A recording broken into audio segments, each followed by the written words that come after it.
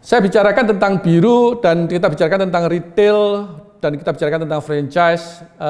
Kita mengenal yang namanya keuntungan ganda. Ini banyak dari franchise dan banyak juga dari bisnis tidak melihat hal ini ya. Teman-teman boleh simak karena hal ini merupakan satu hal yang penting sekali. Yaitu kalau kita mengerjakan bisnis retail, kita seringkali memikirkan tentang kas-nya. Berapa banyak dari kita berpikiran bahwa saya berada di bisnis saya secara retail, saya punya outlet dan saya memperbanyak outlet saya supaya kas saya atau income saya dari hasil usaha itu maksimal. Itu adalah sesuatu yang baik, itu adalah sesuatu yang baik. Dan kita semua punya spesialisasinya di retail tersebut. Kita apakah jualan makanan, kita apakah jualan aksesoris, kita apakah jualan kacamata, ya itu adalah retail yang kita kuasai, bisnis retail yang kita kuasai, dan tujuan kita adalah mendapatkan income dari bisnis kita itu. Tetapi seringkali melupakan aspek yang lain, yaitu bisnis aset dari real estate-nya atau lokasi di mana tempat retail tersebut bekerja. Itu sebetulnya adalah satu yang merupakan bisnis juga yang disebut dengan bisnis aset. Dan banyak sekali yang mereka menguasai bisnis retail tidak mau belajar, tidak mau menguasai bisnis aset real estate. Mengapa? Karena memang bisnis aset real estate ini adalah bisnis aset yang membutuhkan kapital yang besar.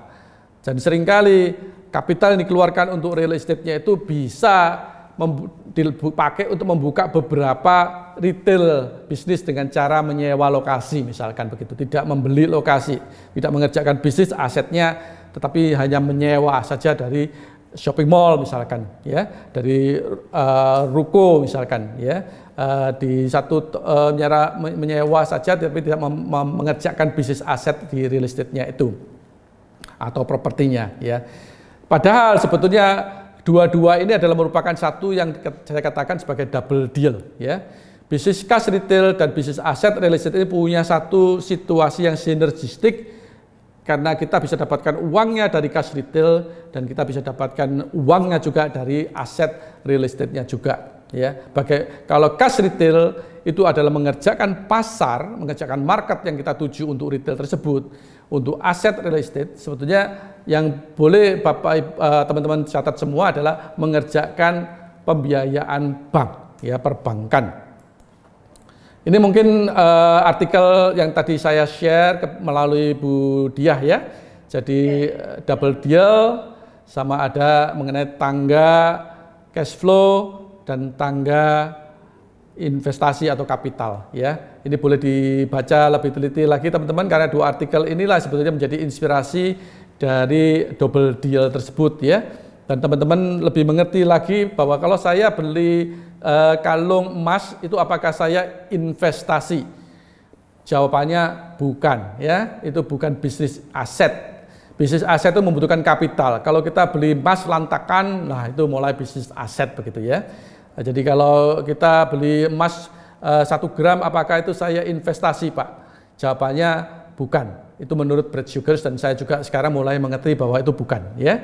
Bisnis aset membutuhkan kapital dan kapital itu dibangun dari cash flow, sisa cash flow kita atau kelebihan daripada cash flow yang kita bisa gunakan setelah memenuhi lifestyle kita. Dan kalau kita bisnis aset dengan kapital yang besar itu terlalu tidak memperhatikan cash flow-nya, akhirnya kita menunggu untuk harga baik, kita akhirnya terpaksa tidak makan, tidak mungkin. Jadi kita mesti makan juga. Akhirnya asetnya tersebut dijual pada harga murah karena belum pada waktunya naik. Karena untuk aset ada seasonalnya untuk dijual, ya. Ada waktu beli, ada waktu jual. Tidak bisa serta-merta pada waktu beli langsung dijual begitu. Karena ada peningkatan harga dari aset yang tergantung pada siklus waktu. Dan waktu itu bisa tahunan begitu, ya. Jadi harus menunggu. Oke. Di biru kita mengenal biru sebagai atau depo air minum kita itu sebagai mesin uang. Jadi di situ menghasilkan cash dari penjualan retailnya, tetapi juga mempunyai buildingnya, mempunyai mesinnya yang menghasilkan kas tersebut, ya. Jadi kalau di masa kecil kita banyak lihat buku ini, ya, Paman Gober, ya. Di dalamnya ada koin banyak sekali, ya. Siapa yang senang dengan koin? Pak, saya sedang 100 ribuan, ya enggak apa-apa, ya. Tapi koin kalau banyak itu something, ya. Bisa buat nyelam katanya Paman Gober gitu, ya. berenang di kolam koin begitu. Tapi kita lihat ya, koin demikian banyak itu sebetulnya juga ditampung di dalam building, satu building. Building ini kalau dibandingkan dengan yang di surroundingnya, di sekitarnya itu, mana yang lebih berharga? Tentu saja building yang mempunyai uang tersebut ya, yang menyimpan koin-koin tersebut dan menghasilkan koin-koin tersebut mempunyai nilai yang jauh lebih berharga daripada gedung-gedung yang lain, properti-properti yang lain. Dan disitulah kita mulai melihat bahwa aset ini ternyata juga mempunyai nilai, dan nilai itu bukan nilai yang kecil karena kita bermain dengan kapital, tentu saja nilainya juga nilai yang besar.